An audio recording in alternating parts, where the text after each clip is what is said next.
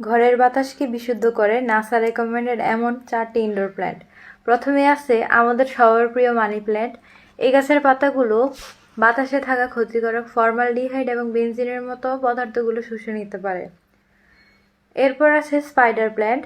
আমার কাছে রয়েছে স্পাইক স্পাইডার প্ল্যান্ট। এটা থেকে খুব সহজে বেবি হয়। এই যে দেখুন, এখানে কেটে নিয়ে মাটিতে বসালে আবার নতুন করে চারা হবে। এই গাছের পাতাগুলো বেনজিনের মতো পদার্থগুলো শুষে নিতে পারে। এটার আরও কয়েকটা ভ্যারাইটি আছে, ভিডিওতে একটু পরে দেখাবো।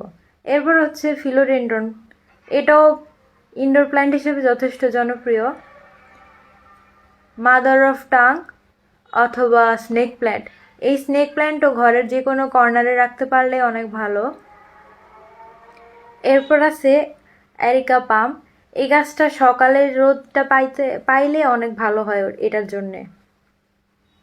আমার কাছে কয়েক ধরনের পথসের ভ্যারাইটি আছে। এখানে দেখতে পাচ্ছেন, এটা হচ্ছে এনজয় পথস। এই যে স্পাইডার প্ল্যান্টের আরেকটা ভ্যারাইটি।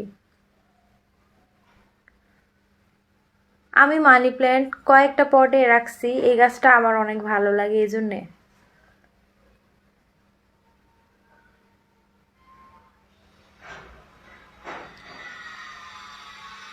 আমার পুরো বারান্দায় মানি প্ল্যান্টের প্রায় 6-7টা ভ্যারাইটি আছে, অথবা এর চেয়ে বেশিও হইতে পারে, আমি গুনে দেখিনি কখনো। মানি প্ল্যান্ট জাতীয় গাছগুলো বাতাসের ক্ষতিকারক কেমিক্যালগুলো খুব সহজে শুষে নেয়। এটা নাসা দ্বারা পরীক্ষিত। স্নেক প্ল্যান্টের এখানে আরেকটা ভ্যারাইটি আছে গোল্ডেন বর্ডারের। এর পাশে আছে কমন স্নেক প্ল্যান্ট। এখানে আছে ফিলোডেন্ড্রন ব্রাজিলের একটা ভ্যারাইটি।